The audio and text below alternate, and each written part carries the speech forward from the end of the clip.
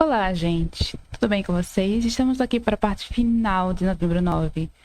Gente, demorou um pouquinho, né, para finalizar, porque eu passei um período aí off, como vocês sabem, todo mundo que viu as outras partes já sabe o que aconteceu. Não vou estar repetindo, mas sabe que se não fosse por isso, já teríamos terminado esse livro. E eu quero dizer que eu tô amando o livro, tá? Tem momentos em que eu passo muita raiva, por conta de algumas atitudes dos personagens, mas ao todo eu estou gostando muito da história e como ela está indo, né? Afinal, é Colin Hoover. A gente tem hora que tenta ter raiva e hora a gente ama os personagens. E é isso. Vamos tentar finalizar esse livro hoje, tá? Eu quero trazer no formato de vídeo também para vocês de novo, para vocês verem minha carinha enquanto eu estou narrando para vocês, tá? O que vocês acham que vai acontecer? Quero compartilhar alguns pensamentos meus aí durante a leitura e a gente vai terminar esse livro hoje, tá? Vamos que vamos. Segura aí, ó, o lencinho, tá? Bota o fone de ouvido e vamos embora para finalizar novembro 9.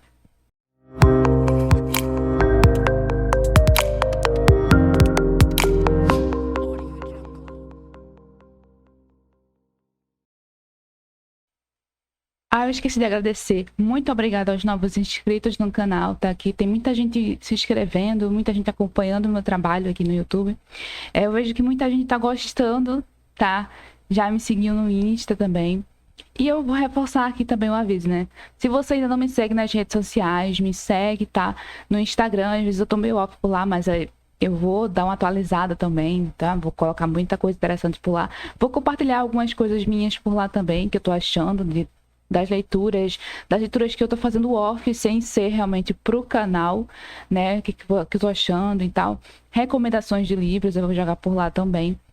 Tá, eu espero que vocês gostem muito de tudo que eu tô trazendo. Não se esqueçam também de entrar no canal Telegram, né, do canal. O link vai estar na descrição aqui do vídeo.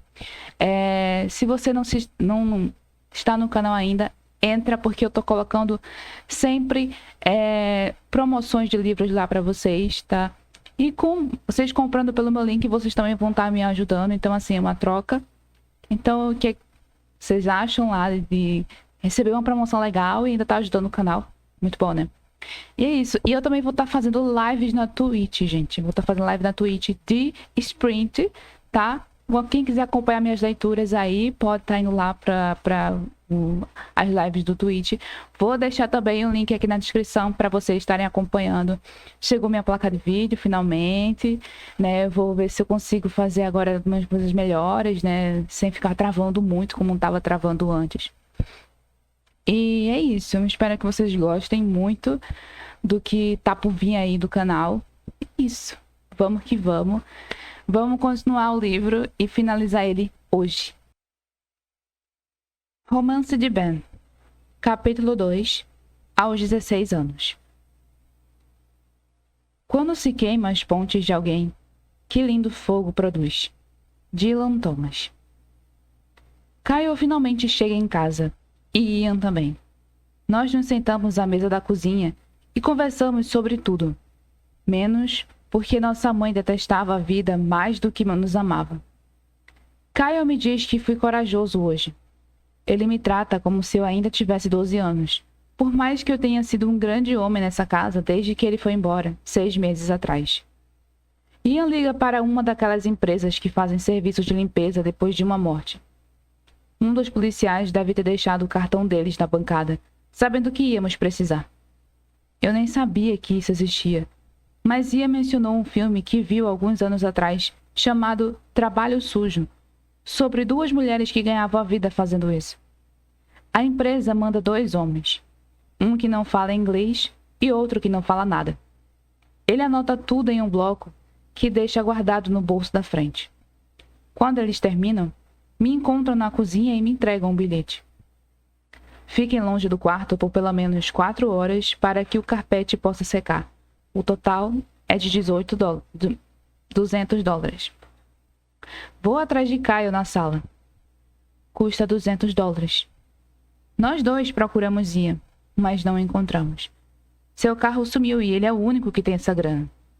Acho que Acho a bolsa da minha mãe na bancada da cozinha. Ela tem dinheiro suficiente na carteira. Você acha que tem problema a gente usar? Caio puxa o dinheiro da minha mão e sai da sala para pagar os caras. Ian volta depois, naquela tarde. Ele e Caio discutem se ele contou ou não que ia à delegacia, porque Caio não se lembra de Ian ter saído, mas ele argumenta que Caio simplesmente não estava prestando atenção. Ninguém pergunta por que ele foi à delegacia. Para início de conversa. Acho que talvez ele quisesse ver o bilhete de suicídio, mas não pergunto sobre isso.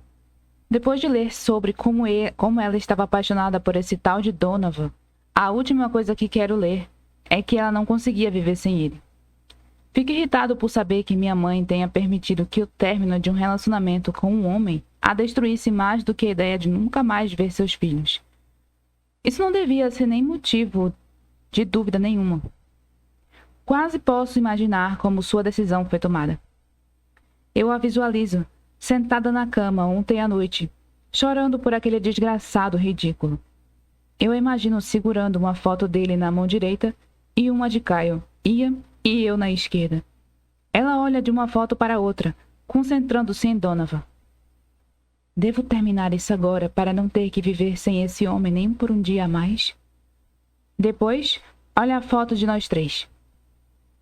Ou engulo a mágoa para passar o resto da minha vida com 3 homens que são gratos por ter a mim como mãe. O que eu não consigo imaginar é o que a motivaria a escolher a foto da mão direita e não a da esquerda. Se eu não vir com meus próprios olhos o que tinha de tão especial nesse homem, sei que isso vai acabar comigo. Uma corrosão lenta e dolorosa que vai destruir meus ossos até que eu me sinta tão desprezível quanto ela ao enfiar o cano daquela arma na boca. Espero algumas horas até que Caio e Ian tenham ido para seus quartos e entro no dela. Vasculho todas as coisas que li mais cedo. Os bilhetes de amor, as discussões, a prova de que o relacionamento deles era tumultuado como um furacão. Quando finalmente encontro algo com informação suficiente sobre ele para que eu consiga achar seu endereço no Google, saio de casa. É estranho pegar o carro dela. Só faz 4 meses que tenho 16 anos. Ela estava economizando para me ajudar a comprar meu primeiro carro, mas ainda não tínhamos chegado lá. Então, eu só usava o dela quando estava disponível. É um carro bonito. Um Cadillac. Às vezes eu me perguntava por que ela não vendia para comprar 2 carros mais baratos. Mas me sentia culpado por pensar assim. Eu era um garoto de 16 anos e ela era uma mãe solteira que trabalhou muito para chegar tão longe na carreira. Não era justo da minha parte pensar, nem remotamente, que merecíamos coisas iguais. Já passa das 10 da noite quando chego no bairro de Donovan. É um bairro muito mais bonito do que aquele em que moramos. Não que nossa vizinhança não seja bonita, mas esta tem um portão privativo. Nem é tão privativo assim, porque está destrancado. Fico pensando se devo voltar para casa ou não depois. Depois, me lembro do que vim fazer aqui e não é nada ilegal. Só vou dar uma olhada na casa do homem responsável pelo suicídio da minha mãe. A princípio, é difícil enxergar as casas. Todas têm garagens compridas e há muito espaço entre os terrenos. Mas à medida que avanço, mais esparsas ficam as árvores. Quando chego ao endereço, meus batimentos cardíacos ecoam nos ouvidos. Eu me sinto ridículo por estar nervoso vendo a casa, mas minha mão escorrega no volante, porque as palmas estão suadas. Quando finalmente chego à casa, não fico impressionado de imediato. É igual a todas as outras. Telhados íngremes e pontudos, 2 vagas na garagem, gramados bem cuidados e caixas de correios revestidos de pedra, combinando com as casas. Eu esperava mais de Donovan. Fico impressionado com minha coragem quando passo de carro diante da casa. Dou a volta e depois paro o carro algumas casas adiante para que eu consiga observar bem. Desligo o motor e apago manualmente os faróis. Será que ele sabe? Não sei como saberia, a não ser que os dois tenham amigos em comum. Ele deve saber. Tenho certeza de que minha mãe tinha uma multidão de amigos e colegas de trabalho, além de um lado de sua personalidade que nunca vi. Fico me perguntando se ele chorou quando descobriu. Fico me perguntando se ele tem algum remorso. Será que se ele tivesse a opção de voltar atrás e não magoar minha mãe, faria isso? E então, começa a cantarolar Toni Braxton, Unbreak My Heart. Vá se fuder, Dona Vanoa. Meu celular vibra no banco. É uma mensagem de texto de Caio. Caio, onde você está? Eu. Tive de ir ao mercado. Caio. É tarde. Volte agora. Temos de estar na funerária às 9 da manhã. Eu. E você por acaso é quem? Minha mãe? Espero que ele responda com algo como: cedo demais para brincadeiras, cara. Mas ele não faz isso. Passo mais um tempo olhando para o celular, querendo que ele responda. Não sei por que mandei essa mensagem. Agora me sinto mal. Devia existir um botão de unsend. Que ótimo. Agora estou cantando Unsend My Tears, na mesma melodia de Unbreak My Heart. Vá se fuder, Toni Braxton. Afundo no banco quando noto alguns faróis vindo da minha direção. Afundo ainda mais quando noto que paro na casa de Donovan. Paro de cantar e mordo o interior da minha bochecha enquanto espero que ele saia do carro. Detesto que esteja tão escuro. Quero ver se pelo menos ele é bonito. Mas sua atratividade não deve ter feito diferença na decisão da minha mãe de deixar esse mundo. Uma das portas da garagem dele se abre. Enquanto estaciona, a outra porta da garagem também começa a se abrir. Luzes fluorescentes iluminam 2 veículos estacionados ali. Ele desliga o motor do Audi e sai do carro. Ele é alto. Só isso. Essa é a única característica que consigo notar dessa distância. Talvez ele tenha cabelo castanho escuro, mas não consigo ter certeza disso. Ele tira o outro carro da garagem. O carro é um veículo clássico, mas não entendo nada de carros. É vermelho, brilhante, e ele abre o capô. Eu observo brincar embaixo do capô por mais alguns minutos. Faço todo tipo de observação sobre ele. Sei que não gosto desse homem. Isso é certo. Também sei que provavelmente ele não é casado. Os 2 carros parecem pertencer a um homem, e não há espaço para outro carro na garagem. Então, ele deve morar sozinho. É mais provável que seja divorciado. Minha mãe deve ter gostado do apelo desse bairro e da perspectiva de se mudar conosco para a casa dele. Assim, eu poderia ter uma figura paterna da minha vida. Ela deve ter planejado a vida dos 2 e esperava que ele a pedisse em casamento, mas, em vez disso, partiu seu coração. Ele passa os vários minutos seguintes lavando e encerando o carro, o que acho estranho, porque já é muito tarde. Talvez ele passe o dia todo fora. Isso deve ser irritante para os vizinhos, embora as casas mais próximas sejam bem afastadas e ninguém note o que está acontecendo na casa ao lado. Se não quiser. Ele pega um galão de gasolina na garagem e abastece o carro. Eu me pergunto se é uma gasolina especial, porque ele não está abastecendo em um posto. Ele coloca depressa o galão da gasolina ao lado do carro e pega o celular. Dá uma olhada na tela e depois leva o telefone ao ouvido. Com quem será que ele está falando? Será que é outra mulher? Foi por isso que ele largou minha mãe? Mas então percebo. Pelo jeito que sua mão agarra a nuca, pelo jeito que seus ombros murcham e sua cabeça se balança de um lado para o outro, ele anda por ali, preocupado, aborrecido. Quem quer que esteja do outro lado da linha acabou de dizer a ele que minha mãe morreu. Agarro o volante e me inclino para a frente, absorvendo cada movimento dele. Será que vai chorar? Ela era digna de fazê-lo cair de joelhos? Será que daqui vou conseguir ouvi-lo gritar de agonia? Ele se reconsta em seu precioso carro e encerra a ligação. Depois fica encarando o celular por 17 segundos. Sim, eu contei.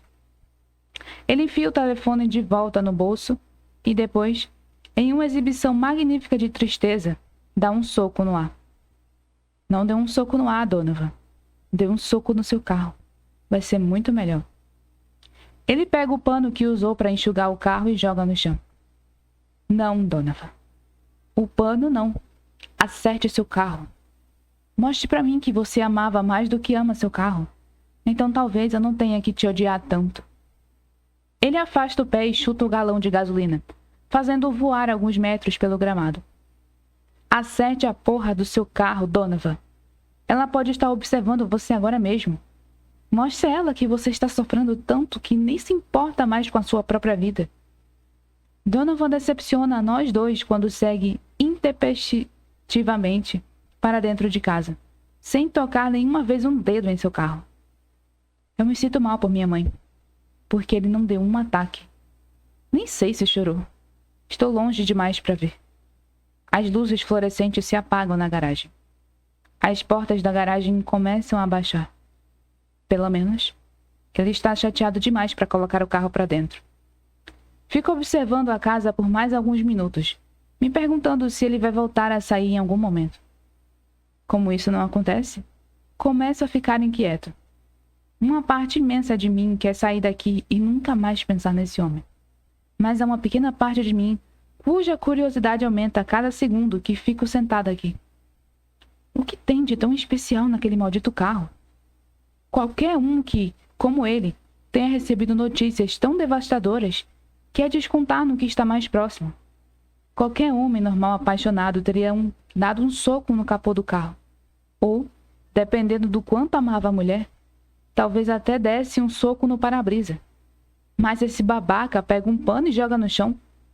Ele escolheu descontar sua agressividade em um pano velho e sem importância. Ele devia se envergonhar. Eu deveria ajudá-la a sofrer direito. Eu deveria dar um soco no capô do carro por ele. E por mais que eu saiba que isso não vai trazer nada de bom, já saí do carro e estou a meio caminho antes de dizer a mim mesmo que não é uma boa ideia. Mas, quando se trata de uma batalha entre sua adrenalina e sua consciência, a adrenalina sempre vence. Chego ao carro e sequer me dou ao trabalho de olhar em volta para saber se tem alguém ali fora. Sei que não tem. Já passa das 11 da noite. Nem deve ter alguém acordado nessa rua e mesmo que tenha, não me importo. Pego o pano e o examino, na esperança de que tenha alguma coisa especial. Não tem. Mas decido usá-lo para abrir a porta do carro. Não quero deixar digitais se, por acidente, eu arranhar o carro dele. O veículo é ainda mais bonito por dentro do que por fora. Imaculado.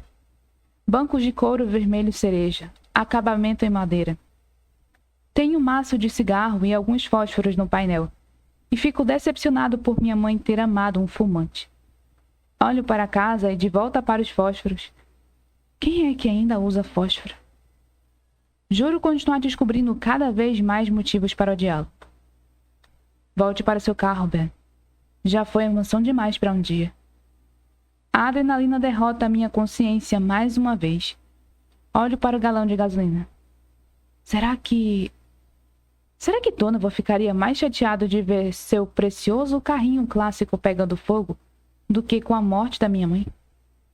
Acho que vamos descobrir logo, porque minha adrenalina está pegando o galão de gasolina e despejando o líquido em um pneu e na lateral do carro. Pelo menos, minha consciência ainda está atenta o bastante para saber que devo colocar o galão de volta onde Donovan chutou. Risco apenas um fósforo e o jogo com um peteleco, exatamente como fazem nos filmes, enquanto volto para o meu carro. O ar solta um breve sibilo às minhas costas. As lâmpadas de segurança se iluminam como se alguém tivesse acendido luzes de Natal. Quando volto para o meu carro, estou sorrindo. É a primeira vez que sorrio hoje. Ligo meu carro e pacientemente me afasto, me sentindo um tanto justificado pelo que ela fez consigo mesma, pelo que ela fez comigo. E por fim, pela primeira vez desde que encontrei o corpo da minha mãe essa manhã, uma lágrima escorre do meu olho. Depois outra. E mais uma. Começo a chorar tanto que fica difícil enxergar a rua. Para em uma ladeira. Eu me apoio no volante e meu choro se transforma em soluços porque sinto falta dela. Não se passou nem mesmo um dia e já sinto falta dela pra cacete. Não sei por que ela faria isso comigo. Parece tão pessoal e detesto ser tão egoísta a ponto de acreditar que teve alguma coisa a ver comigo. Mas não teve. Eu morava com ela. Fui o único que continuou naquela casa. Ela sabia que a encontraria. Sabia que isso faria comigo. E ainda assim se matou. Nunca amei alguém que odeio tanto. E nunca odiei alguém que amo tanto. Choro por tanto tempo que os músculos da minha barriga começam a doer. Meu maxilar dói por causa da tensão. Meus ouvidos doem por causa do som estridente das sirenes que passam. Olho pelo retrovisor e me deparo com um caminhão dos bombeiros descendo a ladeira. Vejo o brilho laranja contrastar com o céu escuro atrás de mim, e é um brilho muito mais forte do que eu esperava. As chamas estão muito mais altas do que deveriam. Os batimentos do meu coração martelam com muito mais força do que eu queria. O que eu fiz? O que foi que eu fiz? Minhas mãos estão tremendo tanto que não consigo engrenar o carro. Não consigo respirar. Meus pés escorrem no freio. O que foi que eu fiz? Dirijo. Continuo dirigindo. Tento puxar o ar, mas meus pulmões parecem cheios de fumaça preta e espessa. Pego meu celular. Quero avisar a Kyle que talvez eu esteja tendo uma crise de pânico, mas não consigo acalmar minha mão por tempo suficiente para discar o número dele. O telefone escorrega das minhas mãos e cai no chão do carro. Só faltam 3 quilômetros. Vou conseguir. Conto até 17 exatamente. 17 vezes e logo depois estou entrando na minha garagem. Entro, trôpego em casa. Felizmente, Kyle ainda está acordado na cozinha. Não preciso tentar subir até o quarto dele. Ele põe as mãos em meus ombros e me conduz até uma cadeira.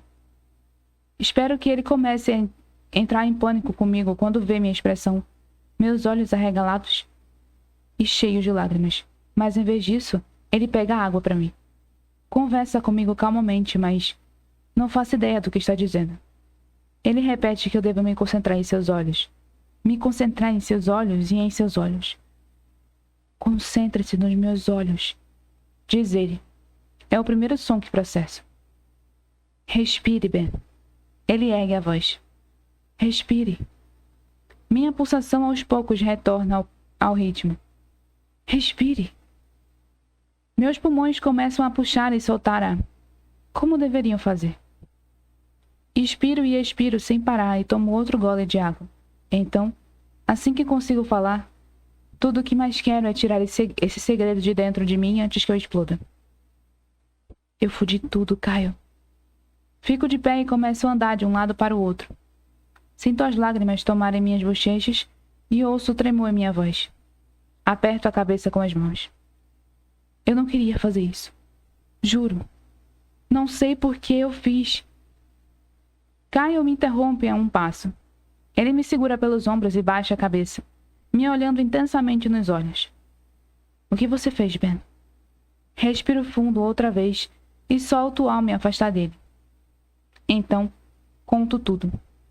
Conto da mancha de sangue que parecia a cabeça de Gary Busey, que li todas as cartas que Donovan escreveu para ela, que eu só queria descobrir por que ela gostava desse homem mais do que nós, que ele não ficou zangado o suficiente quando soube que ela morreu, e que eu não pretendia incendiar a casa dele, nem mesmo queria que o carro dele pegasse fogo, porque não foi por isso que eu fui até lá. Agora estamos sentados. À mesa da cozinha. Kyle não falou muito, mas o que ele diz em seguida me apavora mais do que qualquer coisa que já me assustou na vida. Alguém se machucou, Ben? Quero negar com a cabeça. Que não se mexe. Minha resposta não sai. Porque eu não sei. É claro que Donovan se machucou. Donovan estava acordado, ele deve ter saído a tempo. Não é? É claro que ninguém se machucou. Donovan estava acordado. Ele deve ter saído a tempo, não é? Inspiro novamente quando vejo a preocupação nos olhos de Kyle. Ele se afasta depressa na mesa, e vai até a sala de estar. Ouço a TV sendo ligada e por um segundo penso que provavelmente essa é a última vez que a televisão será ligada no canal Bravo. Agora que minha mãe não está mais aqui para assistir.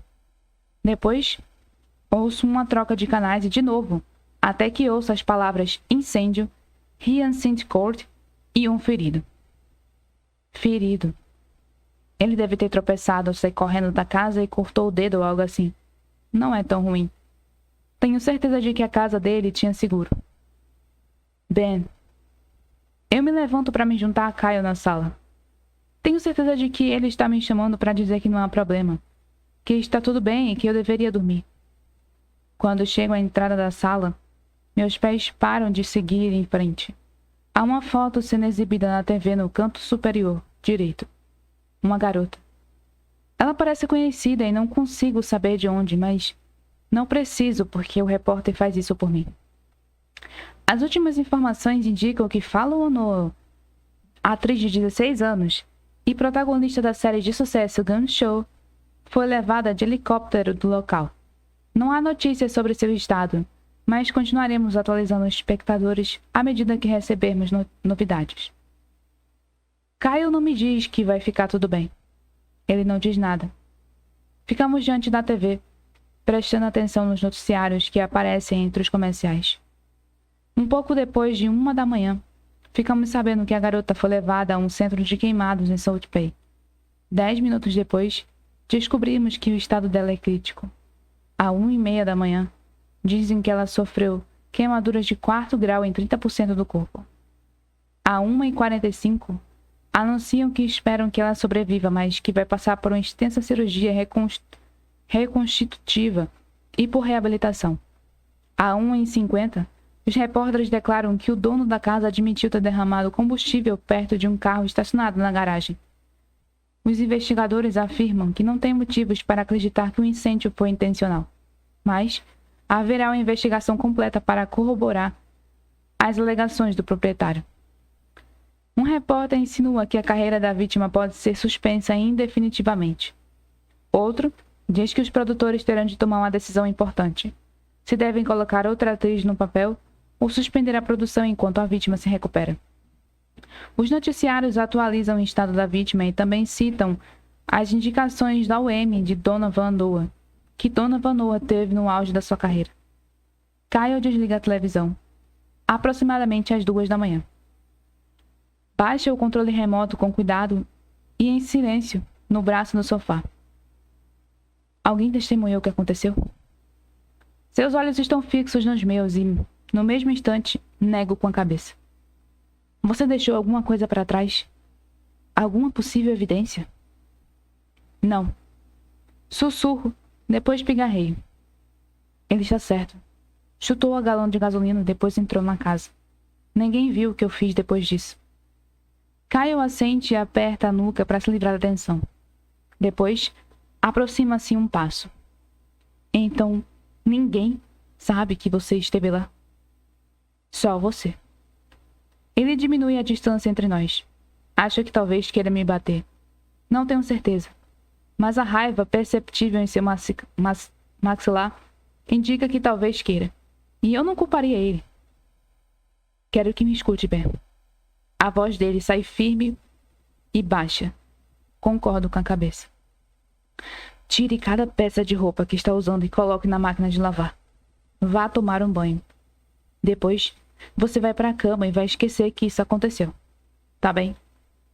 Assinto de novo. Posso vomitar daqui a 1 segundo. Não tenho certeza. Você nunca vai deixar que identifique a menor ligação possível com o que aconteceu essa noite. Nunca vai pesquisar sobre essas pessoas na internet.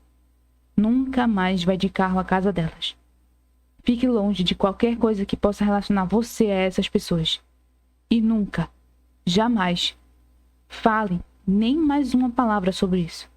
Nem comigo, nem com Ian, nem com ninguém. Você me entendeu? Sem dúvida, vou vomitar. Mas ainda assim consigo assentir.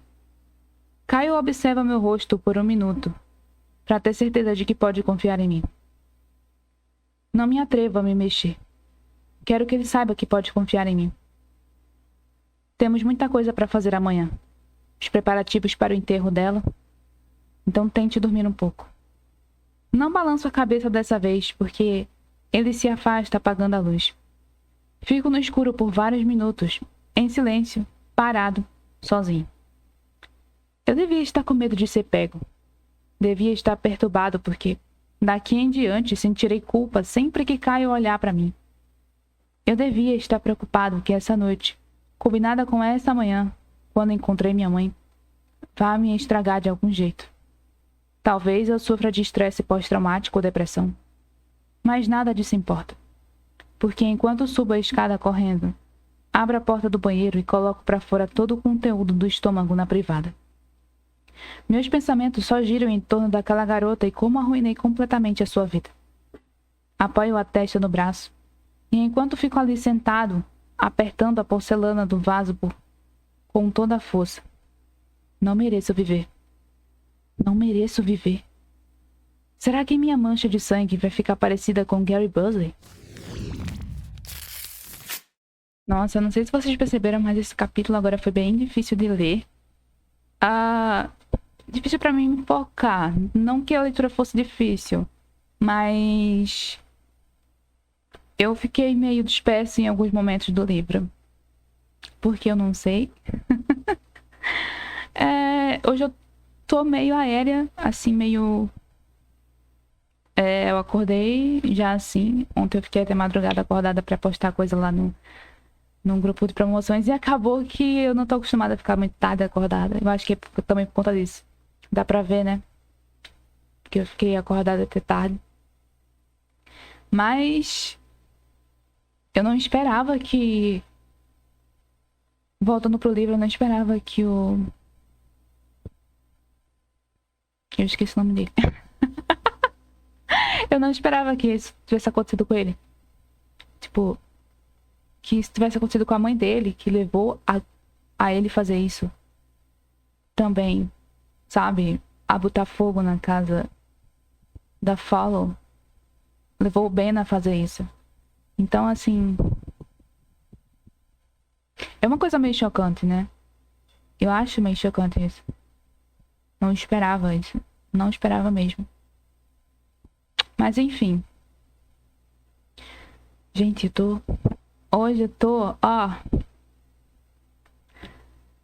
cabeça tá como? Tá daquele jeito. Mas eu estou aqui firme e forte pra terminar esse livro hoje. Hoje a gente termina esse livro. Não é possível, a gente termina. Falta 1h14 pra terminar esse livro. A gente vai terminar. Romance de Ben. Capítulo 3. Aos 16 anos. Grande é a mão que a todos domina com um nome rabiscado às pressas. Dylan Thomas. Sabe o que é pior do que o dia em que sua mãe se mata? O dia seguinte ao que sua mãe se mata. Quando uma pessoa sente muita dor física, digamos que, por acaso, corte a mão, o corpo humano produz endorfinas. As endorfinas agem de forma parecida com drogas como a morfina ou a codeína. Por isso, é normal não sentir muita dor logo depois de um acidente. A dor emocional deve agir de maneira parecida, porque o dia de hoje está doendo muito mais do que o de ontem. Ontem, eu estava numa espécie de estado onírico, como se minha consciência não me permitisse acreditar completamente que ela de fato havia morrido. Em minha mente, eu me segurava naquele fio tênue de esperança de que o dia todo não estivesse acontecendo de verdade. Esse fio sumiu, por mais que eu tente agarrá-lo. Ela está morta. E se eu tivesse dinheiro e relações pessoais, entorpeceria essa dor com qualquer droga que encontrasse. Eu me recuso a sair da cama essa manhã. Ian e Kyle tentaram me obrigar a ir à funerária com eles, mas eu venci. Na verdade, estou vencendo o dia todo. Como alguma coisa, falou Kyle no almoço. Não comi. Venci. Tia Shell e tio Andrew estão aqui, disse Ian lá pelas 2 da tarde. Mas eles já foram embora e eu continuo na cama. Então, venci. Ben, Venha jantar. Tem muita coisa para comer. As pessoas trouxeram comida o dia todo. Disse Kyle em enfiar a cabeça pela porta do meu quarto lá pelas 6 da tarde. Mas decidi ficar na cama e não tocar naqueles ensopados feitos por compaixão, me fazendo vencedor mais uma vez. Fale comigo, pediu Ian. Eu gostaria de dizer que venci essa etapa, mas ele ainda está sentado na minha cama, se recusando a sair. Tapo a cabeça com o cobertor. Ele puxa para baixo. Ben, se você não sair da cama, vou exagerar. Você não quer me obrigar a procurar um psiquiatra, quer? Meu Deus, mas que merda! Eu me sento na cama e soco o travesseiro. Me deixe dormir, porra! Ian, que merda! Ele não reage a meus gritos. Apenas me olha com complacência. Eu tenho deixado você dormir. Há quase 24 horas. Você precisa sair da cama, escovar os dentes ou tomar banho, comer, qualquer coisa. Eu me deito de novo. Ian sai da cama e berra. Benton, olhe para mim. Ian grita comigo, e esse é o único motivo que me leva a tirar o cobertor da cabeça e olhar para ele. Você não é o único que está sofrendo, Ben. Temos merdas para resolver. Você tem 16 anos e não pode morar aqui sozinho. E se você não descer e provar para mim e para Kyle que você não está completamente fudido, é provável que a gente tome a decisão errada por você. Seu maxilar se contorce de tão zangado que está. Penso nisso, por um segundo. Que nenhum dos dois mora aqui. Ian está na escola de aviação. Kyle acabou de entrar na faculdade. Minha mãe morreu. Um deles terá que se mudar de volta para cá quando eu for, porque eu sou menor de idade. Acha que mamãe pensou nisso? Pergunto, me sentando na cama de novo. Ian balança a cabeça, frustrado. Suas mãos se apoiam no quadril. Pensou no quê? Que a decisão dela de se matar obrigaria um de vocês a abrir mão do seu sonho? Que vocês teriam que se mudar para cá para cuidar de um irmão? Ian balança a cabeça, confuso. É claro que ela pensou nisso. Eu rio. Não, ela não pensou. Ela é uma vadia egoísta de merda. Seu maxilar enrijece. Pare com isso. Odeio ela, Ian. Estou feliz por ela ter morrido. E fico feliz por ter sido eu quem a encontrou. Porque agora sempre terei a imagem do buraco preto no rosto dela, combinando com um buraco preto em seu coração. Ele diminui a distância entre nós e me agarra pela gola da camisa, me jogando na cama. Aproxima o rosto do meu e fala entre dentes. Cala a merda da sua boca, Ben. Ela amava você. Foi uma boa mãe para nós e você vai respeitá-la, está me ouvindo? Não me importo se ela tá vendo agora você ou não. Você vai respeitá-la nessa casa até o dia que morrer. Meus olhos se enchem de lágrimas e estou sufocando de ódio. Como ele pode defendê-la? Acho que é fácil quando a lembrança que tem dela não está maculada pela visão que tive quando entrei em seu quarto. Uma lágrima cai do olho de Ian na minha bochecha. Ele afrouxa o aperto em volta do meu pescoço e se vira, enfiando a cabeça nas mãos. Desculpe, diz ele com a voz chorosa. Sinto muito, bem. Eu não... Ele se vira e olha para mim, sem sequer tentar esconder suas lágrimas. Eu só... Como você pode dizer isso? Sabendo pelo que ela estava passando. Rio baixinho. Ela terminou com o namorado, Ian. Mal dá para considerar isso um sofrimento. Ele se vira na cama até ficar de frente para mim. Depois inclina a cabeça. Ben, você não leu? Dou de ombros. Não li o quê? Ele suspira fundo e se levanta. O bilhete dela. Você não leu a carta que ela deixou antes de a polícia levar? Engulo em seco. Eu sabia que foi lá que ele esteve ontem. Eu sabia. Ele passa as mãos no cabelo. Ah, meu Deus. Achei que você tivesse lido. Ele sai do meu quarto. Volta em meia hora. Ele não mentiu. Em exatos 30 minutos, ele entra novamente no meu quarto. Fico o tempo todo me perguntando o que poderia haver nessa carta que faria a diferença entre eu odiá-la e Ian sentir pena dela. Meu irmão tira um papel do bolso. Eles ainda não podem liberar a carta verdadeira. Tiraram uma foto e imprimiram, mas ainda dá para ler. Ele me entrega o papel. Então sai do meu quarto e fecha a porta. Eu me reconsto na cama e leio as últimas palavras que minha mãe jamais dirá a mim. Aos meus meninos. Passei a vida toda estudando a escrita. Nenhum curso de redação, nenhuma faculdade, nenhuma experiência de vida poderia preparar uma pessoa para escrever um bilhete de suicídio adequado para os filhos. Mas vou tentar mesmo assim. Primeiro, quero explicar por que fiz isso.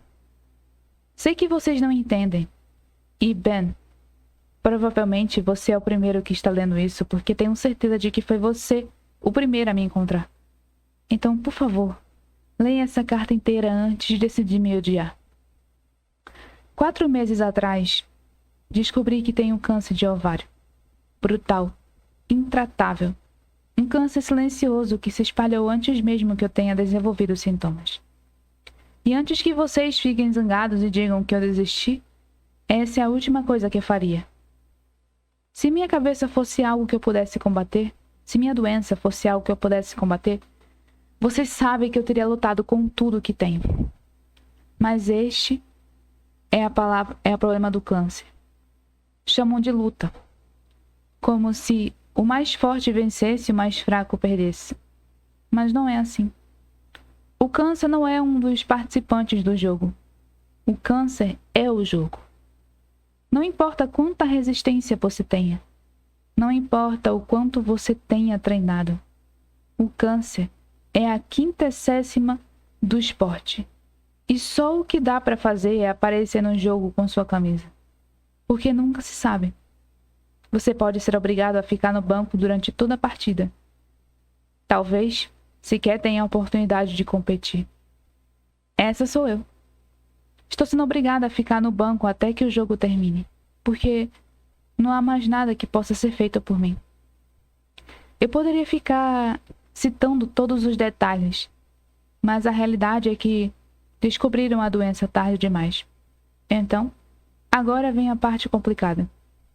Espero o câncer passar? Devo permitir que a doença lentamente roube de mim tudo que tenho? Meninos, vocês se lembram da vovó Dwigdy? De como o câncer o engoliu inteiro e por meses se recusou a cuspi-lo. A vovó teve que alterar toda a sua vida para cuidar dele. Perdeu o emprego, as contas de home care se acumularam e eles acabaram perdendo a casa. Ela foi despejada 2 semanas depois de ele, enfim, morrer. Tudo porque o câncer levou o tempo precioso junto. Não quero isso. Não suporto imaginar vocês tendo que cuidar de mim. Sei que se eu não der um fim à minha vida, talvez tenha sorte de viver mais 6 meses nessa terra. Talvez 9. Mas esses meses vão roubar de vocês a mãe que conheceram. Depois, quando minha dignidade e minhas células não bastarem para satisfazer a doença, o câncer vai levar todo o resto que puder.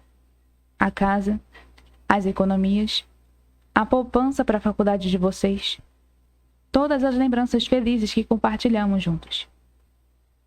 Sei que, por mais que eu tente justificar minha decisão, ainda assim vai magoar vocês 3 mais do que nunca na vida.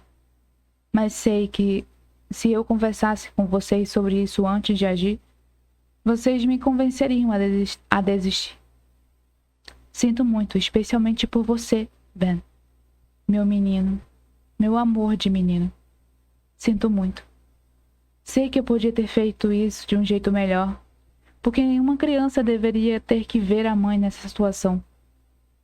Mas sei que, se eu não fizer isso essa noite, antes de você voltar para casa, talvez nunca faça. E, para mim, esta seria uma decisão ainda mais egoísta do que a que tomei. Sei que você vai me encontrar de manhã e sei que isso vai destruí-lo, porque acaba comigo só de pensar.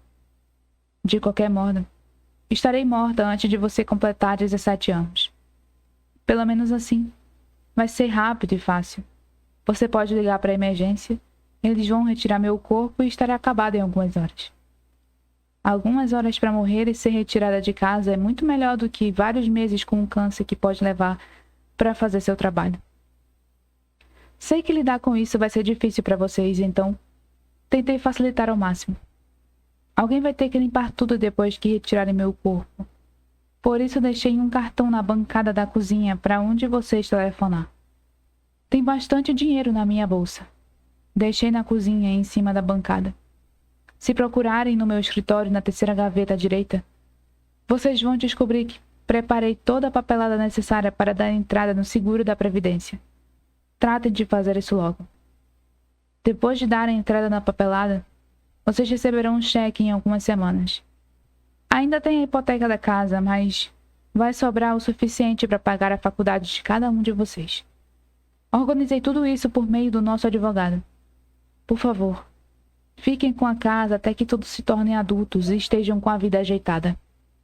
É uma boa casa e, apesar deste detalhe, temos muitas lembranças boas aqui.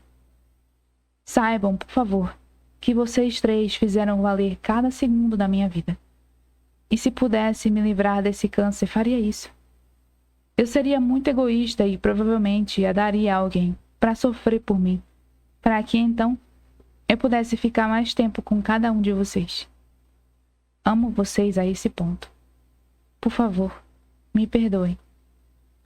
Tenho 2 alternativas ruins e não quero nenhuma delas. Escolhi fazer o que traria mais benefícios para todos nós no fim.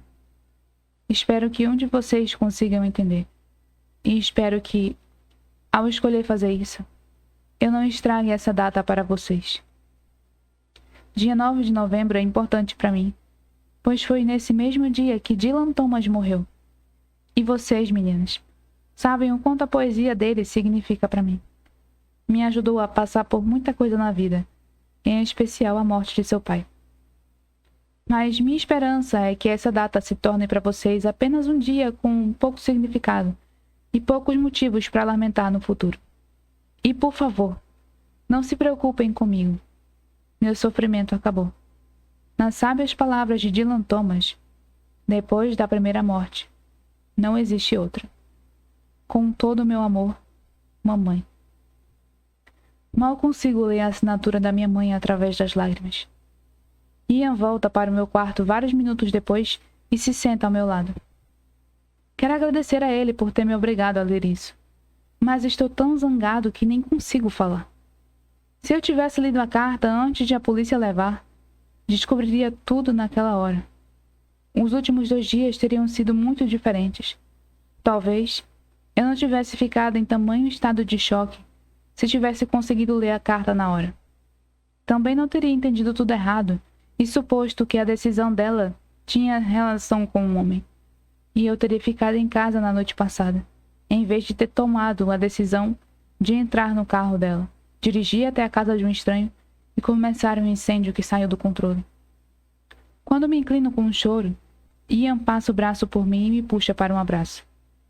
Sei que ele acha que estou chorando por causa de tudo o que li, e em parte ele tem razão.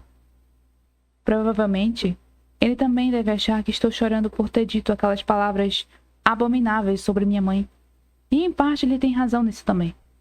Mas o que ele não sabe é que a maior parte dessas lágrimas não é de tristeza. São lágrimas de culpa por ter arruinado a vida de uma garota inocente. Baixo o papel e pego outro lenço. Acho que não parei de chorar desde que comecei a ler. Confiro meu celular e tenho uma resposta do meu pai. Pai. Oi! Eu adoraria. Também estou com saudades. Me diga quando e onde estarei lá.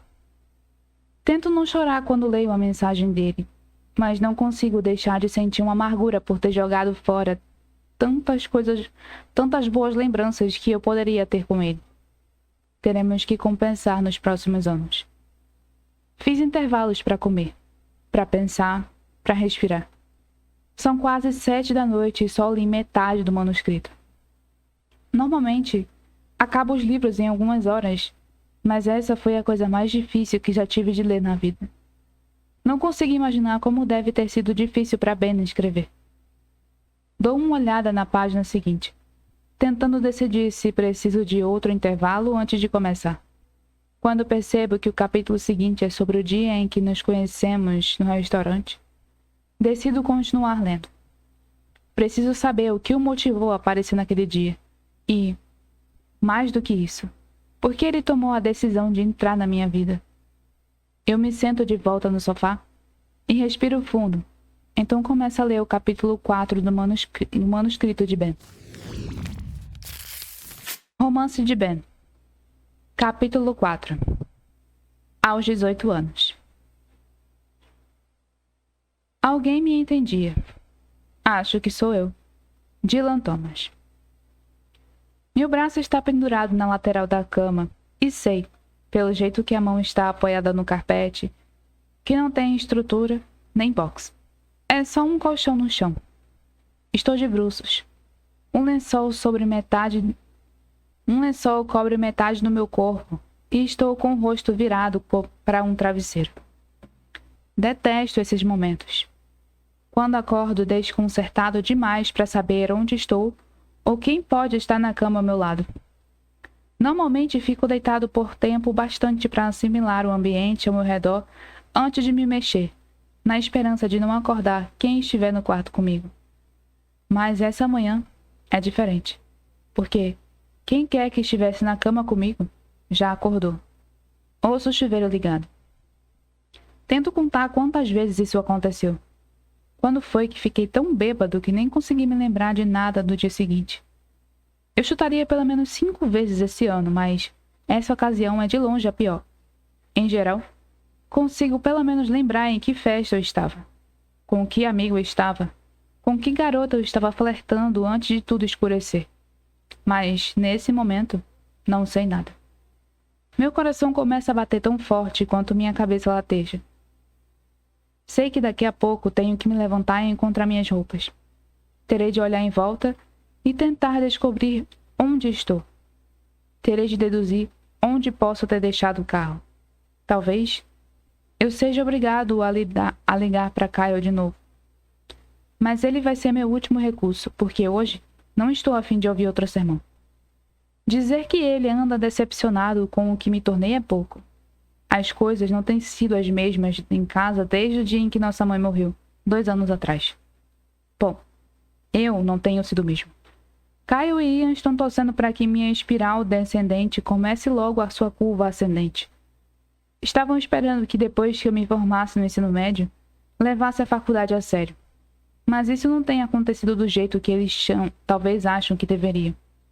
Na realidade, minhas notas são muito ruins por causa das faltas e nem mesmo sei se vou conseguir terminar esse semestre. E eu tento. Meu Deus, eu tento. Todo dia acordo e digo a mim mesmo que hoje vai ser melhor. Hoje vai ser o dia em que vou solucionar minha culpa. Mas então acontece alguma coisa que desperta aquele sentimento da qual quero me livrar com ainda mais rapidez do que ela surge. E é exatamente o que faço. Afogo tudo com álcool, amigos e garotas. E ao menos pelo resto da noite, não preciso pensar nos erros que cometi, na vida que arruinei. Esse pensamento obriga meus olhos a se abrirem e encararem a luz do sol que entra no quarto. Estreito os olhos e os cubro com a mão. Espero um minuto para tentar me levantar e procurar minhas roupas. Quando finalmente fico de pé, encontro a calça. Acho a camiseta que me lembro de ter vestido antes de ir para as aulas de ontem. Mas depois disso, nada. Não me lembro de absolutamente nada. Encontro meus sapatos e os calço. Quando estou todo vestido, paro. 1 segundo para olhar o quarto. Não me parece nada familiar. Vou à janela e olho para fora, notando que estou em um prédio. Mas nada me parece conhecido. Talvez seja porque não consigo abrir os olhos o bastante para ver mais longe. Tudo dói. Estou prestes a descobrir onde estou, porque a porta do banheiro se abre às minhas costas. Feche os olhos com força, porque não faço ideia de quem ela é ou do que espera. Bom dia, flor do dia. Sua voz familiar percorre o quarto na velocidade de um torpedo e vai direto para o meu coração. Meus joelhos parecem prestes a ceder. Na realidade, acho que estão cedendo. Procuro uma cadeira por perto e me sento rapidamente, baixando a cabeça nas mãos. Nem consigo olhar para ela. Como ela pôde fazer isso com Caio? Como pôde me deixar fazer isso com Caio? Jordan se aproxima de mim, mas ainda me recuso a olhar para ela. Se está com vontade de vomitar, é melhor fazer isso no banheiro. Balanço a cabeça, querendo que a voz dela desapareça. Querendo que o apartamento dela desapareça. Querendo que a segurança pior... que a segunda pior coisa que fiz na vida desapareça. Jordan. Quando ouço como minha voz está fraca, sei porque ela acha que estou prestes a vomitar. Como foi que isso aconteceu? Ouço o colchão afundar quando ela se joga na cama a uma pequena distância à minha frente. Bom, começa ela. Sei que começou com 1 ou 2 shots, algumas cervejas, algumas meninas bonitas. Depois terminou com você ligando para mim aos prantos à meia-noite, tagalerando sobre data, que você precisava sair para casa, mas estava bêbado demais e não queria ligar para Caio porque ele ia ficar bravo com você. Ela se levanta e anda até o closet. E pode acreditar em mim, ele teria ficado puto. E se você contar a Caio que eu deixei que dormisse aqui, para que ele não soubesse, ele não vai ficar puto comigo. Ele vai ficar puto comigo. Então é melhor que você não me dedurar. Minha mente tenta acompanhar, mas ela fala rápido demais. Então, eu liguei para ela, pedindo ajuda. Nós não... Meu Deus, não. Ela não faria isso. Eu, por outro lado, não pareço ter controle nenhum sobre o que faço quando fico nesse estado. Mas pelo menos liguei para ela antes de fazer alguma idiotice. Ela e Caio estão juntos há tempo suficiente para que ela seja uma irmã para mim, e eu confio que Jordan não vai contar a Caio. Mas ainda resta uma pergunta. Por que eu estava nu? Na cama dela. Ela sai do closet e é a primeira vez que a olho hoje. Ela parece normal, sem culpa nenhuma. Um pouco cansada, talvez, mas sorridente, como sempre. Vi sua bunda hoje de manhã, diz ela rindo. Mas o que foi que você fez? Eu disse para usar meu chuveiro, mas você podia ter se vestido depois disso. Ela fez uma careta. Agora vou ter que lavar meus lençóis. Ela começa a tirar os lençóis do colchão. Espero que quando eu for morar com Caio, você comece a usar cueca ou algo assim. E nem acredito que foi obrigada a dormir no meu próprio sofá enquanto sua bunda bêbada roubava minha cama. Quero pedir para ela ir mais devagar, mas sempre que fala, me sinto ainda mais aliviada. Você me deve uma. Seu sorriso some quando ela se senta mais uma vez no colchão, de frente para mim. Inclina-se para a frente e me olha com sinceridade. Não quero me meter na sua vida, mas amo seu irmão. E assim que meu contrato de aluguel vencer, vamos morar juntos. Todos juntos. Então, só vou dizer isso mais uma vez. Está prestando atenção? Concordo com a cabeça. Nós só recebemos uma mente e um corpo quando nascemos. E são os únicos que ganhamos, então cabe a nós cuidar de nós mesmos. Detesto dizer isso, Ben, mas nesse exato momento você é a pior versão de si mesmo que poderia existir. Está deprimido, triste. E você só tem 18 anos e nem sei onde arranjar álcool, mas você bebe demais. E por mais que seus irmãos tenham tentado ajudá-lo, ninguém pode obrigá-lo a querer ser uma pessoa melhor. Só você pode fazer isso, Ben. Então, se ainda resta alguma esperança em você, sugiro que cave bem fundo e procure por ela. Porque, se não encontrar, nunca será a melhor versão de si mesmo. E vai derrubar seus irmãos juntos. Porque eles amam você demais. Ela fica me olhando fixamente durante o tempo que suas palavras levam para fazer sentido na minha cabeça. Ela parece minha mãe. E essa ideia me abala muito. Eu me levanto. Terminou? Porque agora eu gostaria de encontrar meu carro. Ela suspira, decepcionada, e isso me deixa mal. Mas me recuso a permitir que ela perceba que só consigo pensar em minha mãe. E se ela me visse hoje, o que acharia de mim? Depois de mandar algumas mensagens de texto para meus amigos, descubro onde meu carro estava. Enquanto a Jordan me leva até lá, considero pedir desculpas a ela. Empaco no carro com a porta meio fechada, me perguntando o que dizer. Por fim, me curvo para baixo e olho para ela. Desculpe pelo meu jeito mais cedo. Agradeço a você por ter me ajudado na noite passada e por ter me dado carona agora. Estou prestes a fechar a porta, mas ela me chama e sai do carro. Olha para mim por cima do capô. Sabe ontem à noite, quando você ligou? Você ficou dizendo alguma coisa sobre a data de hoje e... Não quero me meter, mas sei que é o aniversário do que aconteceu com sua mãe. Acho que talvez seria bom se você fosse vê-la. Ela abaixa os olhos e tamborila os dedos no capô. Pense nisso, tá bem? Fico um tempo olhando para ela e concordo rapidamente com a cabeça antes de entrar no meu carro. Sei que já faz 2 anos. Não preciso de um lembrete. Toda manhã que acordo e respiro pela primeira vez, me lembro desse dia. Seguro firme o volante sem saber se vou sair do carro. Já é bem ruim que eu tenha ido ao cemitério para início de conversa. Eu nunca havia visitado o túmulo da minha mãe. Simplesmente não sinto necessidade porque não acho que ela esteja mesmo ali. Às vezes converso com ela.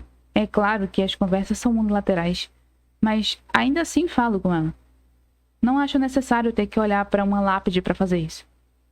Então, por que estou aqui? Talvez eu tivesse esperança de que fosse ajudar. Mas a realidade é que aceitei a morte da minha mãe. Entendo por que ela fez isso. E sei que se ela não tivesse tomado a decisão de tirar a própria vida, o câncer a teria levado pouco tempo depois. Mas, pelo visto, todo mundo na minha família acha que não consigo superar. Que sinto tanta falta dela que chega a afetar minha vida. Sinto falta dela, mas segui em frente. O que não superei foi o que fiz naquela noite. Obedeci a Kyle quando ele me disse para nunca mais falar sobre Falo ou o pai dela. Não procurei por eles na internet. Não andei de carro pelas casas em que talvez eles morem agora. Ora essa. Nem sei onde eles moram. E não pretendo descobrir. Kyle tinha razão. Preciso manter distância disso. Determinar o que foi acidental e a última coisa de que preciso é alguém criando suspeita sobre aquela noite. Mas ainda penso naquela garota todo dia. Ela perdeu a carreira por minha causa. Uma boa carreira. Uma com a qual muitas pessoas sonham. E meus atos naquela noite vão persegui-la pelo resto da vida. Às vezes me pergunto como ela está aqui. Já quis pesquisar sobre ela várias vezes, talvez até vê-la de perto, só para saber o quanto ficou ferida no incêndio. Não sei porquê. Talvez eu ache que descobrir que ela leva uma vida boa me ajude a superar de algum jeito. Mas a única coisa que me impede de procurar por ela é a possibilidade de que não seja assim. A vida dela pode ser muito pior do que eu esperava, e tenho medo de como vou reagir se esta for a verdade. Quando estou prestes a ligar o carro, um veículo para na vaga ao lado. A porta do motorista se abre e antes mesmo que ele saia, sinto minha boca secar. O que ele está fazendo aqui? Sei que é ele, pela nuca, pela altura, pelo modo como se porta. Dona Vonneau tem uma presença irreconhecível. E considerando que eu o vi aparentemente na televisão na noite do incêndio, seu rosto nunca vai sair da minha mente. Olho em volta, me perguntando se devo ligar o carro e ir embora antes que ele note minha presença. Mas o homem nem presta atenção ao seu redor. Na sua mão direita, há um buquê de hortênsias. Ele está indo para o túmulo dela. Ele veio aqui ver minha mãe. De repente, sou levado de volta à noite em que estava sentado nesse mesmo carro, olhando para o outro lado da rua. Parece a mesma situação, só que agora estou observando por curiosidade, não por ódio. Ele não fica muito tempo na sepultura dela. troca as flores murchas por novas, olha a lápide por um instante e depois volta para o carro. Ele está familiarizado com essa rotina, como se fizesse isso o tempo todo. E por um momento, me sinto culpado por pensar que ele nunca gostou da minha mãe. Porque é evidente que gostou. Se continua visitando o túmulo dela 2 anos depois. Ele consulta o relógio de pulso ao voltar para o carro e apressa o passo. Está atrasado para alguma coisa. E me pergunto se, por algum milagre, tem alguma relação com a filha. Digo a mim mesmo para parar quando estendo a mão para a ignição. E falo: não faça isso, Bert. Em voz alta, na esperança de dar ouvidos a mim mesmo. Mas hoje, a curiosidade vence e vou atrás do carro dele ao sair do cemitério, sem ter a menor ideia do porquê estou fazendo isso. Estaciono no restaurante a alguns carros de distância dos dele. Eu observo entrar no local. Vejo alguém se levantar para abraçá-lo. Uma garota. E cerro tanto o maxilar que meu queixo dói. Só pode ser ela. As palmas de minhas mãos começam a transpirar. Não sei se realmente quero vê-la, mas sei que de jeito nenhum vou sair daqui, tendo ela por perto, sem pelo menos entrar e passar pela mesa deles. Preciso saber. Preciso saber o que fiz com ela. Pego meu laptop antes de entrar, assim posso ter no que me concentrar enquanto fico sentado sozinho. Ou pelo menos, posso fingir que estou concentrada em algo. Quando entro, não consigo ver o rosto dela para saber se é mesmo Paulo. Ela está de costas para mim. Tento não encarar porque não quero que o pai dela me veja prestando atenção neles. Mesa do meio ou no canto? Pergunta a garçonete. Indico com a cabeça a mesa atrás da deles. Posso ficar com aquela? A mulher sorri e pega um cardápio. Hoje é só para uma pessoa? Assinto e ela me leva para a mesa. Meu coração está batendo tão acelerado que nem mesmo encontro coragem para olhar para ela quando passo por ali. Eu me sento de modo a ficar de frente para o lado contrário. Vou criar coragem daqui a alguns minutos. Não há nada de errado em estar nesse restaurante. Não sei por que sinto como se estivesse infringindo a lei, sendo que só o que faço é me sentar para comer. Minhas mãos estão entrelaçadas à minha frente na mesa. Tento pensar numa multiplicidade de motivos para me virar e olhar por cima do ombro, mas tenho medo de não conseguir parar de olhar. Não sei que tipo de danos causei a ela, e tenho medo de ver que ela está triste se eu olhar em seus olhos. Mas tenho medo de não saber se ela pode ser feliz se eu não olhar em seus olhos. Só estou meia hora atrasado, falo. Dê um desconto, diz o pai. Ele diz o nome dela. Sem dúvida nenhuma é ela. Nos próximos minutos, talvez eu fique cara a cara com a garota de quem eu quase tirei a vida.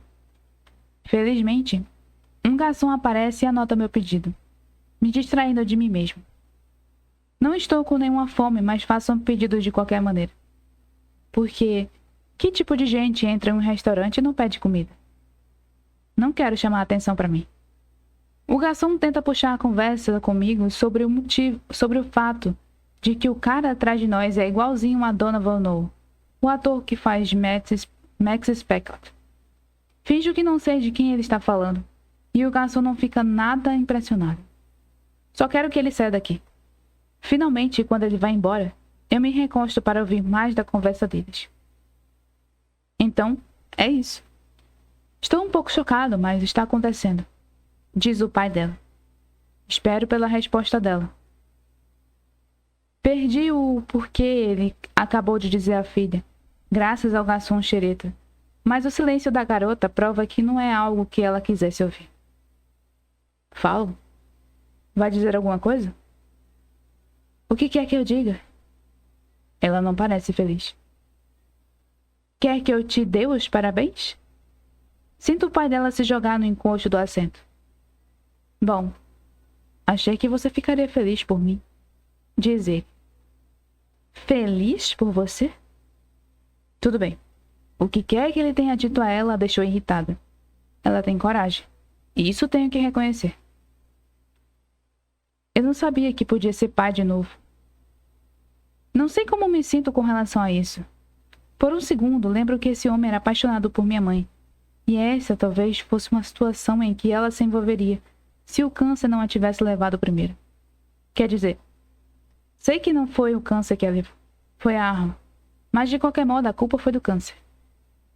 Ejacular na vagina de uma mulher de 24 anos não torna ninguém um pai. Diz, falam. Rio em silêncio. Não sei porquê, mas minha culpa é aliviada só de ouvir o jeito com que ela fala. Talvez porque eu sempre a tenho imaginado como uma garota calada e dócil, cheia de autopiedade. Mas ela parece prestes a explodir. Ainda assim, isso é loucura. Eu não devia estar aqui. Caio me mataria se descobrisse o que eu estou fazendo. Não acha que tenho o direito de me considerar um pai? O que isso me torna para você? Eu não devia estar ouvindo a conversa particular deles. Passo os minutos seguintes tentando me concentrar no laptop que trouxe, mas só fico rolando pelas telas, fingindo trabalhar, enquanto passo o tempo todo ouvindo que o pai dela é um imbecil sem consideração. De onde estou, ouço-a suspirar. Você é impossível. Agora eu entendo por que a mamãe te largou. Sua mãe me largou porque eu dormi com a melhor amiga dela. Minha personalidade não teve nada a ver com isso. Como é possível que minha mãe tenha amado esse homem? Agora que penso nisso, não tenho tanta certeza assim se ela amou. Ele é que parecia ter mandado todas as cartas e mensagens de texto. Nunca encontrei nada que ela tenha mandado a ele. Então, talvez tenha sido um breve relacionamento unilateral que ele não conseguiu esquecer. De qualquer modo, me sinto melhor com isso. Estremeço ao pensar que minha mãe era só uma mulher comum que às vezes escolhia mal seus relacionamentos, e não a heroína onisciente em que eu provavelmente a transformei em minha memória. O garçom interrompe a conversa dos dois para entregar o almoço. Revira os olhos quando ele finge só ter notado agora que Dona Van Noa está sentada ali. Ouço o garçom perguntar a Fallon se ela pode tirar uma foto dos dois. Enrijeço na cadeira, me perguntando se ela vai se levantar e entrar no meu campo de visão. Não tenho tanta certeza de que estou pronto para ver a aparência dela. Mas não importa se estou preparado ou não, porque ela acabou de dizer a eles para tirarem uma selfie e está indo ao banheiro. Ela passa por mim, e no segundo em que a vejo, fico sem fôlego. Ela segue na direção contrária, então não vejo seu rosto. O que vejo é o cabelo. Muito cabelo. Comprido, grosso, liso, que cai por suas costas, e castanho, do mesmo tom dos sapatos dela. E a calça jeans. Serve nela com tanta perfeição que parece feita sobre medida, moldando-se a cada curva do quadril até os tornozelos. A calça se move tão bem com ela que me flagra imaginando que tipo de calcinha ela está usando, porque não consigo ver marca nenhuma. Deve ser um fio dental, mas ela também pode estar... Mas o que é isso, Ben? Como foi que seus pensamentos seguiram essa direção? Minha pulsação acelera porque sei que preciso ir embora. Preciso me levantar, sair e aceitar que ela parece estar bem. O pai pode ser um babaca, mas ela é capaz de se virar muito bem sozinha. Então, minha presença assim, tão próxima dos dois, não faz bem a ninguém. Mas, droga. O garçom está aproveitando o fato de que Dona Van Noa está lhe dando atenção. Sequer me importo com a minha comida. Se ele pudesse apenas trazer a conta, eu poderia pagar e dar fora daqui. Começa a balançar os joelhos de nervosismo. Ela já foi para lá há um bom tempo. Sei que vai sair a qualquer segundo. E não sei se devo olhar para ela, virar a cara, sorrir, fugir ou... Que merda! O que eu faço? Ela tá saindo. Ela está cabisbaixa e ainda não consigo ver seu rosto. Mas o corpo é ainda mais perfeito de frente do que de costas. Quando ela ergue os olhos para mim, sinto um frio na barriga. Meu coração parece derreter nos confins de sua masmorra. Pela primeira vez em 2 anos, estou vendo exatamente o que fiz com ela. Do alto da sua bochecha esquerda, perto do olho, descendo pelo pescoço, existem cicatrizes. Cicatrizes que estão ali por minha causa. Algumas mais fracas do que outras, mas se destacam muito porque sua pele tem um tom rosado, mais brilhante, e parece bem mais frágil do que as partes dela que não foram feridas. Mas não são as cicatrizes o que mais se destaca. São seus olhos verdes que estão fixos em mim. A falta de confiança por trás deles comprova o quanto prejudiquei sua vida. Ela ergue a mão e puxa uma mecha de cabelo para a boca, cobrindo parte das cicatrizes. Ao mesmo tempo, seus olhos se voltam para o chão, fazendo seu cabelo cair do rosto e esconder a maior parte das cicatrizes. Continuo olhando para ela, porque dói não olhar. Imagino o que aquela noite deve ter sido para ela. O medo que ela deve ter sentido. A agonia que ela deve ter passado nos meses seguintes. Fecho as mãos em punhos, porque nunca senti uma necessidade tão grande de consertar as coisas. Quero cair de joelhos bem aqui diante dela e dizer que sinto muito por ter lhe causado tanta dor, por ter arruinado sua carreira, por fazê-la achar que é necessário ter que se esconder seu rosto com o cabelo, sendo que ela é bonita pra cacete. Ela não faz ideia. Ela não faz ideia de que está erguendo a cabeça e olhando nos olhos do cara que acabou com a sua vida. Ela não sabe que eu daria qualquer coisa para tocar os lábios do seu rosto, beijar as marcas que lhe causei, dizer a ela que sinto muito mesmo. Ela não sabe que estou quase chorando só de ver seu rosto, porque é ao mesmo tempo primoroso e torturante. Tenho medo de que se eu não sorrir para ela agora, acabar chorando por ela. E então acontece uma coisa quando ela passa por mim. Tudo dentro do meu peito se aperta e contrai. Porque tenho medo de que o que se passou entre nós, aquele sorriso mínimo, seja tudo o que vai acontecer. E não sei por que isso me preocupa, considerando que antes de hoje eu nem sabia se queria vê-la. Mas agora que a vi, não sei se quero parar. E o fato de que o pai dela está nesse momento atrás de mim, diminuindo-a, dizendo que ela não tem mais beleza suficiente para atuar, me dá vontade de subir na mesa e estrangular o homem. Ou, pelo menos, subir na mesa ao lado dela e defendê-la. Nesse momento, o garçom decide trazer minha conta. Tento comer. Tento mesmo. Mas titubeio ao ouvir como o pai fala com ela. Lentamente baixo a batata frita enquanto escuto o pai ficar cada vez mais hipócrita. A princípio, fico aliviado quando ouço que ela tem planos de se mudar. Bom para você, penso. Saber que ela tem coragem suficiente para se mudar para o outro lado do país e tentar atuar novamente me faz ter mais respeito por ela do que jamais tive por alguém.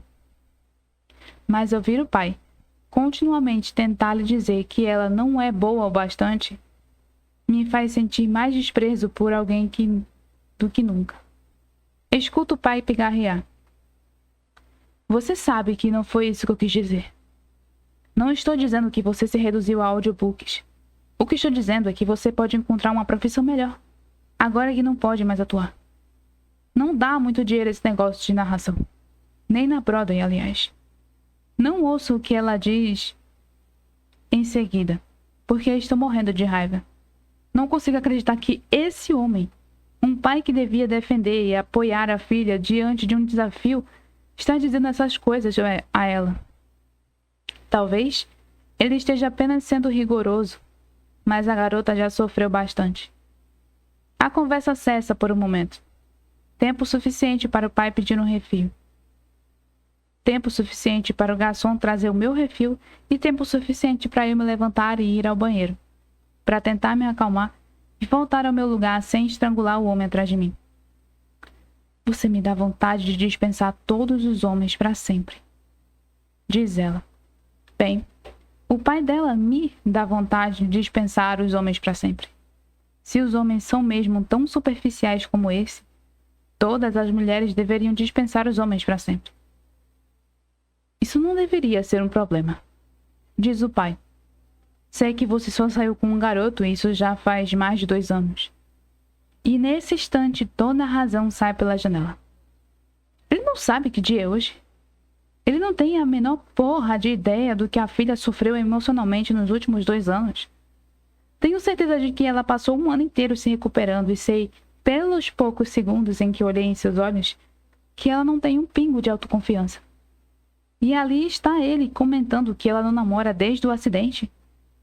Minhas mãos tremem, porque estou muito irritada. Acho que eu talvez esteja com mais raiva do que na noite em que ateei fogo no carro dele. Bom, pai, diz ela com a voz tensa.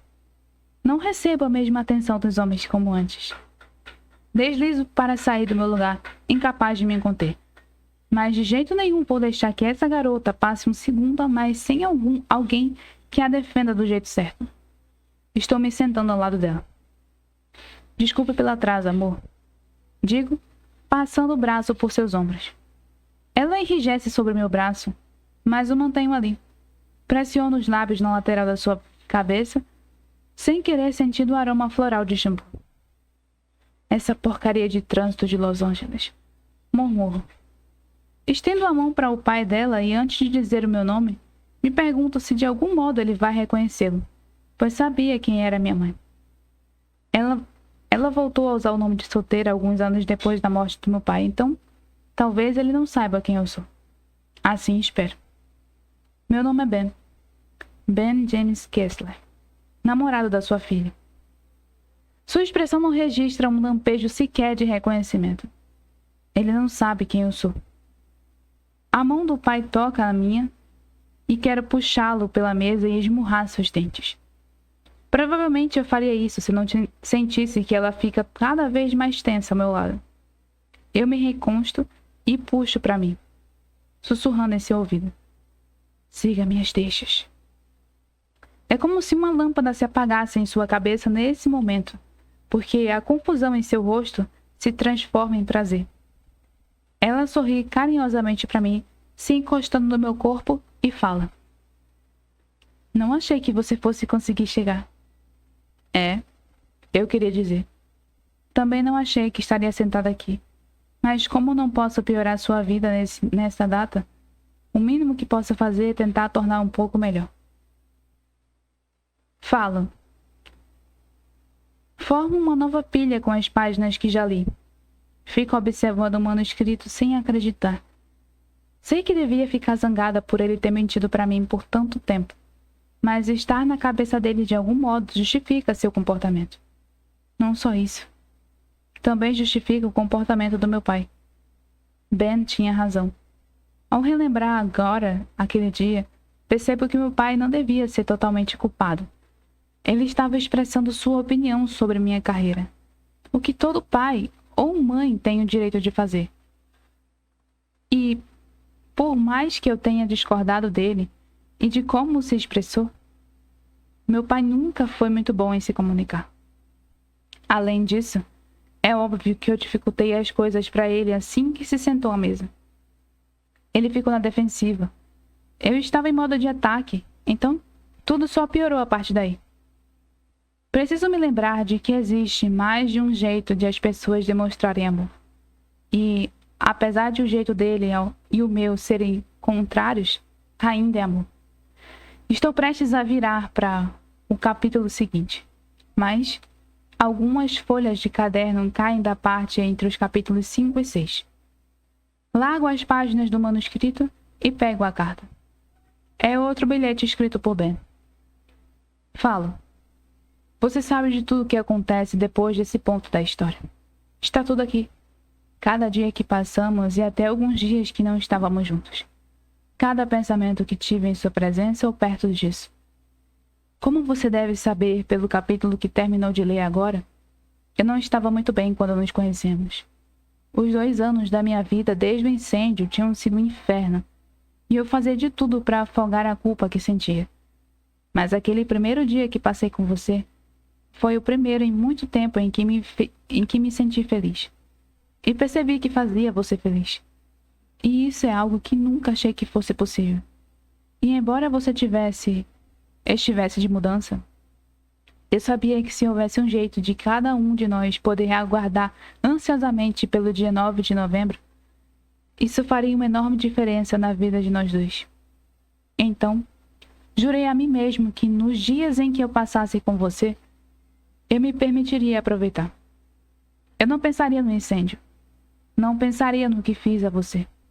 Pois um dia, a cada ano, eu queria ser o cara que se apaixona pela garota, porque tudo em você me cativava. E eu sabia que se deixasse que o passado me devorasse em sua presença, de algum modo cometeria um deslize.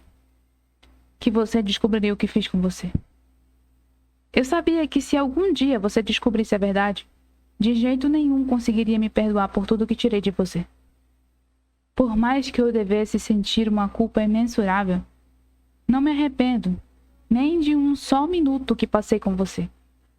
É claro que eu queria ter lidado com as coisas de outro jeito. Talvez, se eu tivesse me aproximado de você e de seu pai naquele dia e explicado a verdade, teria lhe poupado de muito sofrimento. Mas não posso remoer todas as coisas que eu devia ter feito de forma diferente, pois para mim, esse era o nosso destino. Fomos atraídos um ao outro. Fizemos um ao outro feliz. E sei, sem sombra de dúvida, que houve várias ocasiões nos últimos anos que estivemos loucamente apaixonados um pelo outro ao mesmo tempo. Nem todo mundo tem essa experiência, Paulo. E eu estaria mentindo se dissesse que me arrependo disso. Esse é um dos meus piores medos. Que você tenha passado o último ano supondo que te contei mais que uma mentira. Mas não fiz isso. A única mentira que contei a você foi a que omiti.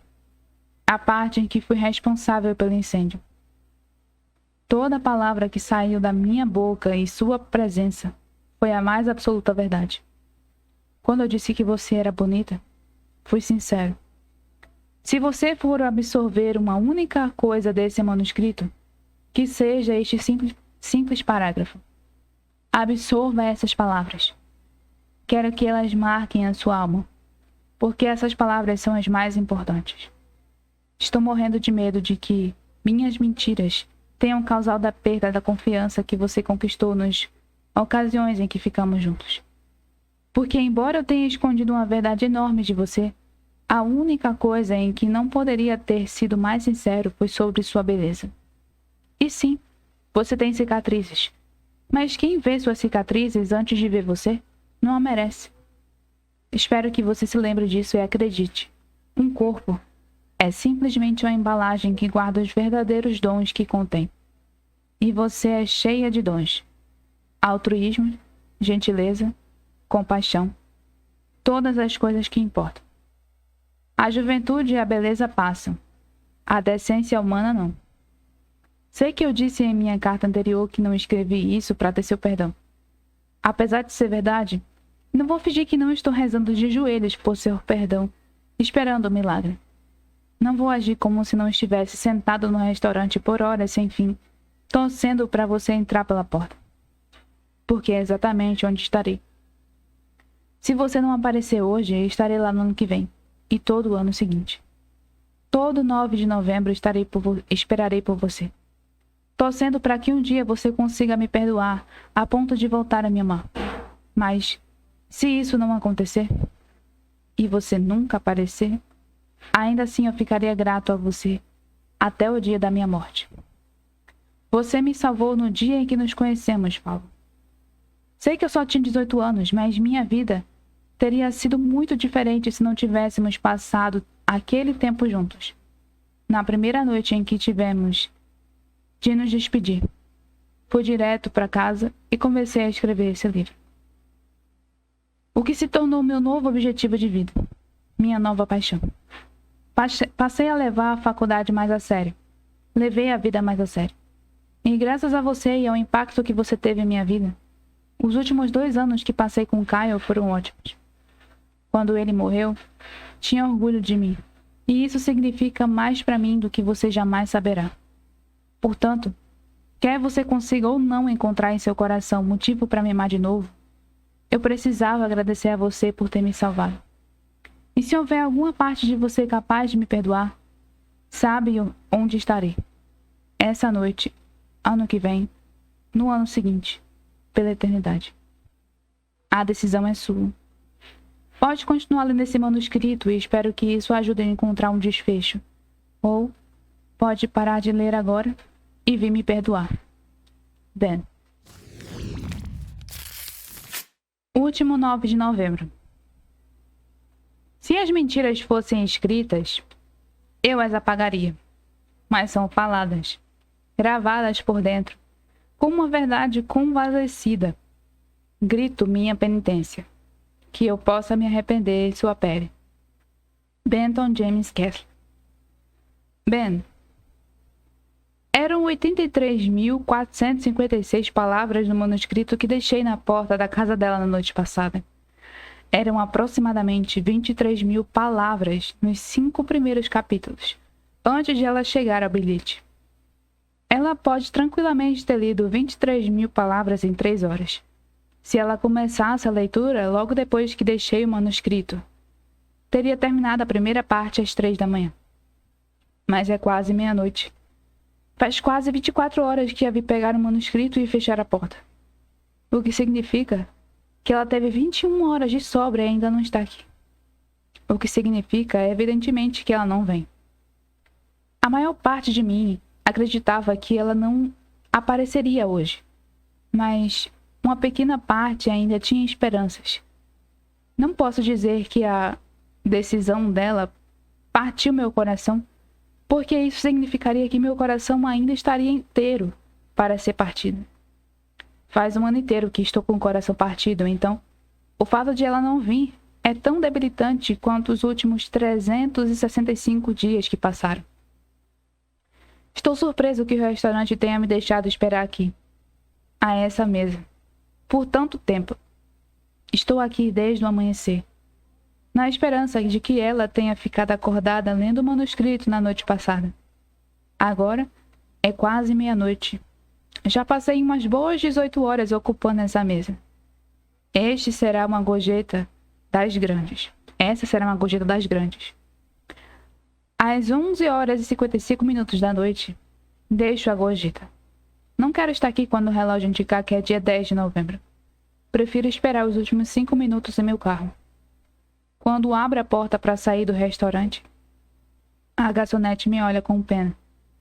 Tenho certeza de que ela nunca viu ninguém esperar por tanto tempo e leva bolo, mas pelo menos isso vai dar a ela uma boa história para contar. São 11 horas e 56 minutos quando chego ao estacionamento. São 11h56 quando a vejo abrir a porta e sair do carro. Ainda são 11h56 quando entrelaço as mãos na nuca e inspiro o ar frio de novembro só para conferir se meus pulmões estão funcionando. Ela está parada perto do carro, o vento soprando mechas de seu cabelo pelo rosto enquanto ela olha para mim, do outro lado do estacionamento. Fico com a impressão de que, se eu der um passo na direção dela, a terra vai esfarelar sobre meus pés com o peso do meu coração. Nós dois ficamos imóveis por vários segundos demorados. Ela olha para o celular nas suas mãos, depois de volta para mim. São 11h57, Ben. Só temos 3 minutos para fazer isso. Eu a encaro, me perguntando o que ela quer dizer com isso. Ela vai embora daqui a 3 minutos? Só está me dando 3 minutos para argumentar a meu favor? As perguntas ficam rodando em minha cabeça quando vejo o canto de sua boca se erguer em um sorriso. Ela está sorrindo.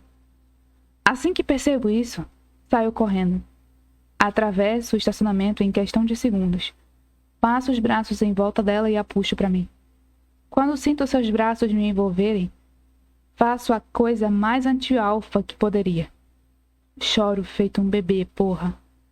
Meus braços a apertam com força. Minhas mãos envolvem sua nuca. Meu rosto está em seu cabelo. Eu a abraço por tanto tempo que não sei se ainda é 9 de novembro ou se já é 10. Mas a data não importa, porque vou amá-la a cada dia. Ela afrouxa o abraço e se afasta no meu ombro para me olhar. Agora, nós dois estamos sorrindo e nem acredito que essa garota encontrou em seu coração motivo para me perdoar. Mas foi o que aconteceu. Posso ver em todo o seu rosto. Vejo em seus olhos, no sorriso, no jeito que se comporta. E sim, em seus dedos tocando meu rosto, enxugando minhas lágrimas. Namorados fictícios choram tanto quanto eu. Namorados fictícios choram tanto quanto eu? Pergunto a ela que ri. Só os realmente bobos. Encosto a testa na dela e fecho os olhos com força. Quero absorver esse momento pelo máximo de tempo que conseguir. Só porque ela está aqui e só porque me perdoou, não significa que esteja aqui para me amar para sempre. E preciso estar preparado para aceitar isso. Ben, tem uma coisa que quero dizer. Eu me afasto e olho para ela. Agora há lágrimas nos olhos dela. Então, não me sinto mais ridículo. Ela estica as mãos e toca meu rosto, acariciando gentilmente minha bochecha. Não vim aqui para te perdoar. Sinto meu queixo endurecer, mas tento relaxar. Eu sabia que essa possibilidade existia, e preciso respeitar sua decisão, por mais difícil que seja para mim. Você tinha 16 anos, diz ela. Tinha passado por uma das piores coisas que uma criança poderia enfrentar. Seus atos naquela noite não aconteceram porque você era má pessoa, Ben.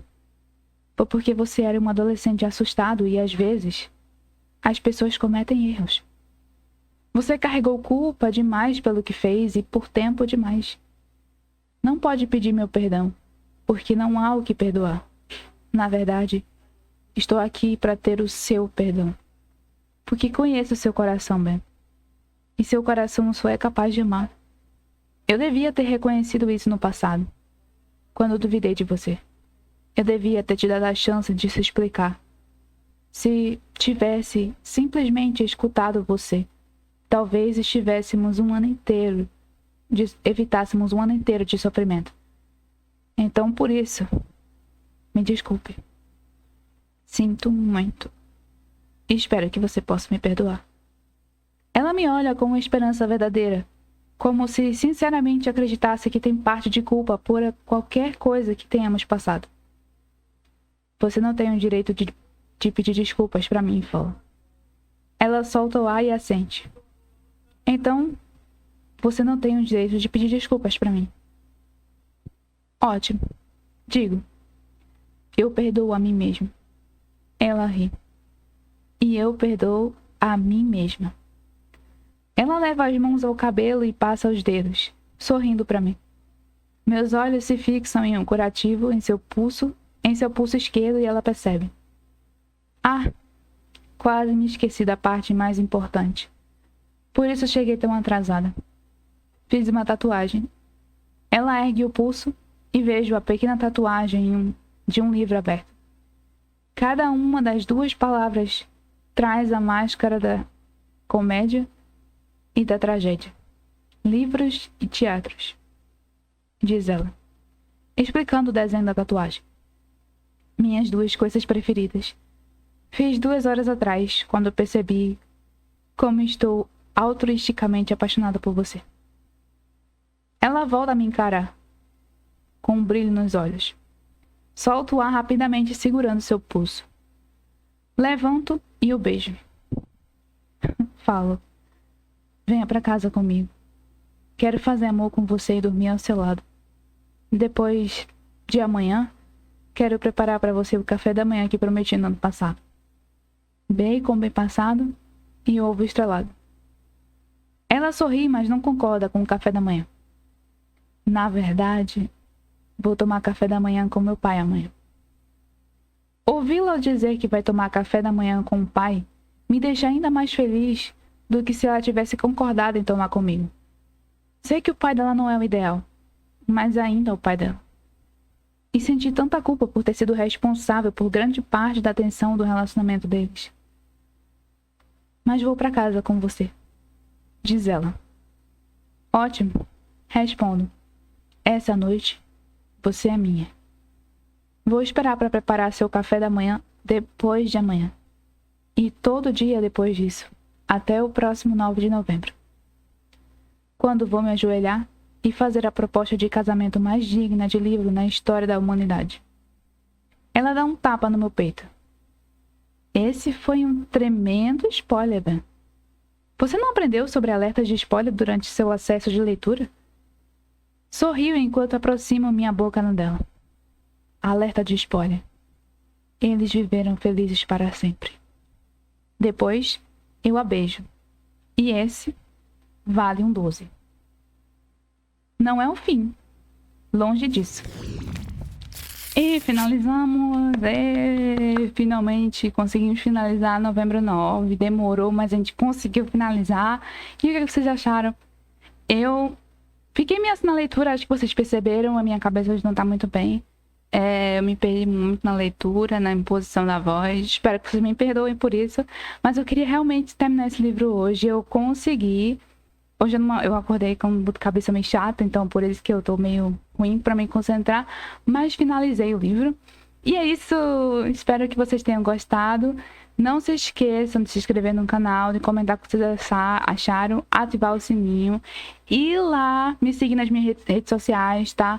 No meu Telegram e no Instagram. Também lá na rede, no Twitch, certo? Que eu vou fazer lives também por lá, tá? E isso, espero que vocês tenham gostado. Um beijo e deixem nos comentários o que vocês acharam e até o próximo livro.